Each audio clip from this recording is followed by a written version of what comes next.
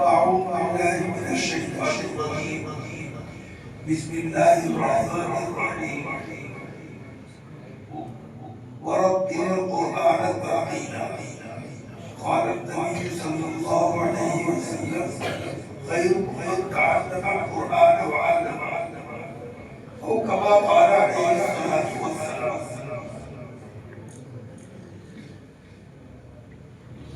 بزرگوں اور دوستوں اور عزیز بچوں،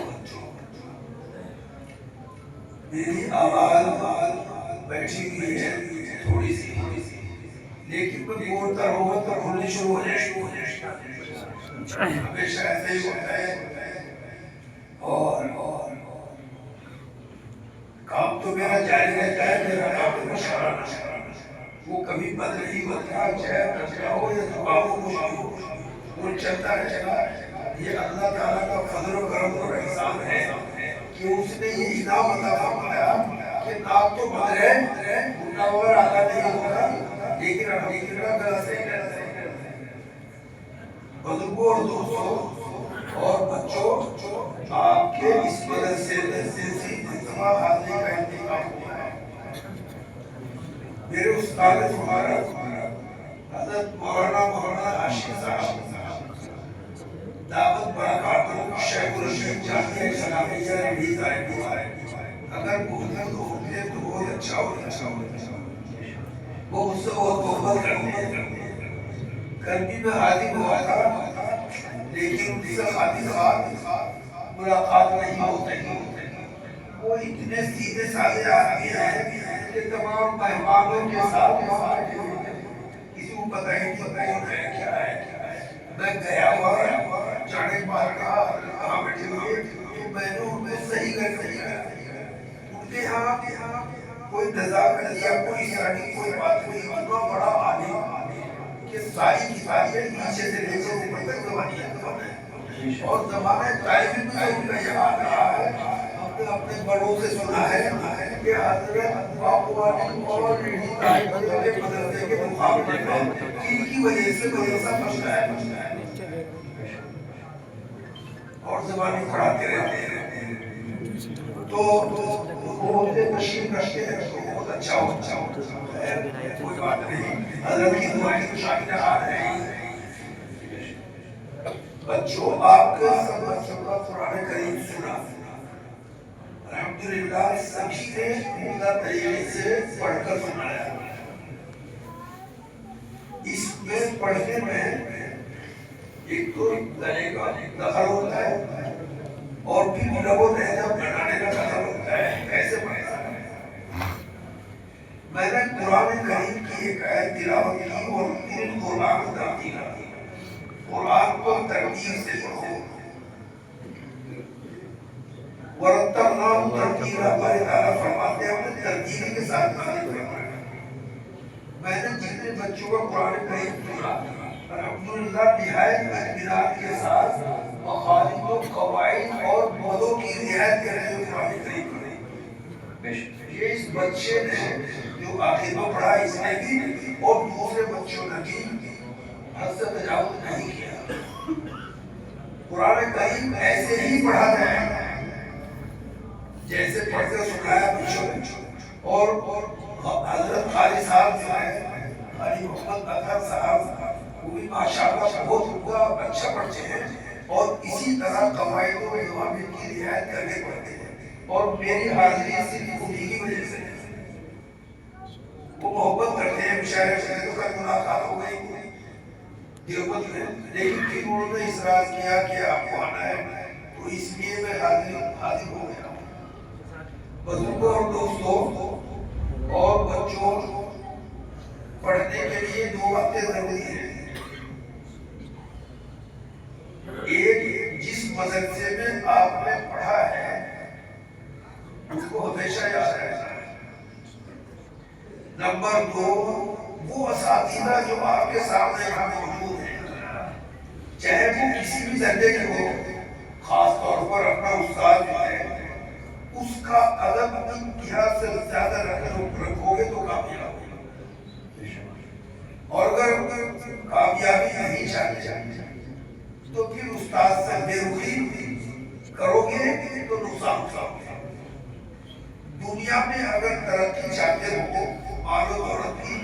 ماں باپ کی خدمت کرنی ہوگی، اور اگر علم میں برکت چاہتے ہو تو استاد کی خدمت کرنی ہوگی۔ خدمت کرنے کا یہ مطلب نہیں ہے کہ اس کے ہاتھ پیر دبائے، بلکہ خدمت کرنے کا مطلب یہ ہے کہ دل میں یہ بات رکھے مجھے جو بھی کوئی کام کہے گا میں اسے فوراً یہ مطلب نہیں کہ 24 گھنٹے انہیں کام بھی نہ کرنے دے اور وہی خدمت کے لیے بیٹھے رہتے۔ تو یہ دو باتیں اگر آپ کے اندر رہی تو انشاءاللہ زندگی میں کامیابی ہے، اور اگر ایسا نہیں ہوا تو پھر زندگی میں کوئی مزہ نہیں ہے۔ وہ آپ نے ایک واقعہ سنا ہوگا کہ ایک صاحب کے لڑکے اپنے باپ کو باندھ کر پانی کو ڈالنا چاہتے تھے نہر میں۔ باپ منع کرتا رہا، بھائی مجھے نہ ڈالو، باندھ لیا، وہ زبردستی باندھ لیا، بیچارہ بچ گیا، لے چل دیا۔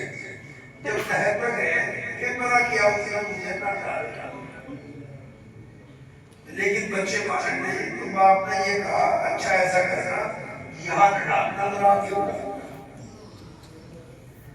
وہ لڑکے بیدار ہوئے، کہنے لگے معاملہ کیا ہے، آگے وہ کہے ڈالنے کے لیے۔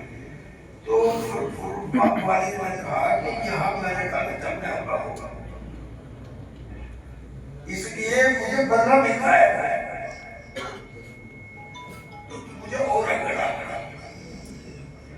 آپ نے یہ دیکھا ہے جن بچوں نے اپنے استاد کی قدر نہیں کی وہ ہمیشہ ناکام رہے، جن بچوں نے اپنے استاد کے ساتھ برا سلوک کیا وہ ہمیشہ ناکام رہے ہیں اور فوراً ناکام ہو جاتے ہیں۔ جس اولاد نے اپنے ماں باپ کے ساتھ برا سلوک کیا وہ بھی ناکام ہے۔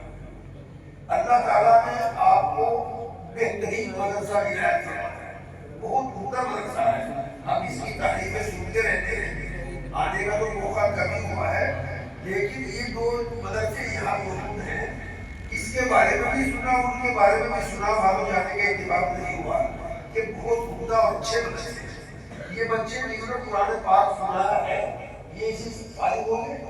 جی تو اب آپ الحمدللہ مدرسے میں سے فارغ ہو گئے ہیں، تو آپ کا کام یہ ہے کہ مدرسے کی رعایت کرنا، لحاظ کرنا، اور مدرسے کو کبھی بھی اپنی دعاؤں میں نہ بھولنا، اور اپنے استاد محترم کے ساتھ تعلق رکھنا۔ دیکھو تمہارے استاد ہی کا یہ دل ہے کہ سارے ابنائے قریب کو اکٹھا کرنے کی، انہیں کیا پریشانی چاہیے اکٹھا کرنے کی، پریشانی نہیں ہے، بلکہ یہ محبت ہے کہ ہمارے بچے جب تک بڑے نہیں ہو جاتے بلکہ ہمیشہ میں وہ ادارے سے بھی تعلق رکھیں اور اپنے پڑھنے پڑھانے کو تازہ کرتے رہتے ہیں۔ مقصد یہ ہے آپ سے کچھ لینا دینا نہیں ہے، نہ لینا نہ دینا، وہی آپ کو دے رہے ہیں، کمال کی بات ہے۔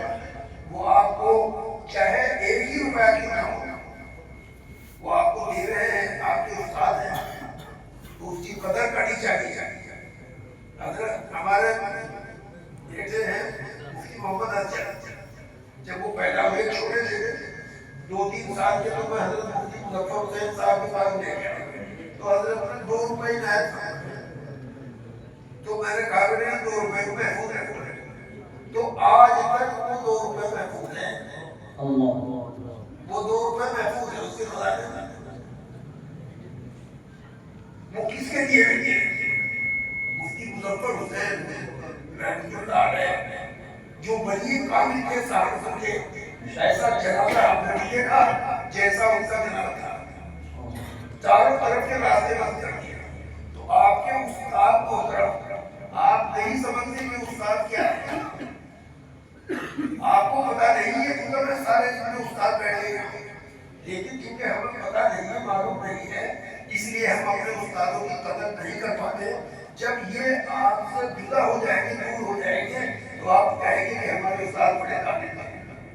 ہمارا بھی حال یہی تھا کہ ہم دارالعلوم میں پڑھتے تھے یا یہاں پڑھتے تھے، جب تو نہ سمجھ تھے دارالعلوم میں پڑھتے تھے، حضرت سے میں نے دنیا تصورات پڑھی ہے، ایک کتاب اسی سال نشر میں ہے، تو جب یہاں پڑھتے تھے تو تمیز نہیں تھی، بس پڑھ لیا اور چلے گئے، لیکن جب ہم چلیں گے یہاں سے تو ہم معلوم ہوا کہ حضرت مولانا عاشق صاحب، حضرت مولانا اسمر علی صاحب رحمۃ اللہ علیہ کیا تھے جب معلوم ہوا. لیکن بات کو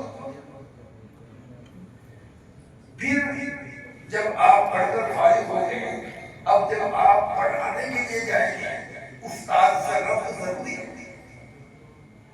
استاد سے ربط جب تک آپ بڑے نہیں ہو جاتے، بالغ نہیں ہو جاتے، سمجھدار نہیں ہو جاتے، تعلق تو ہمیشہ رکھنا.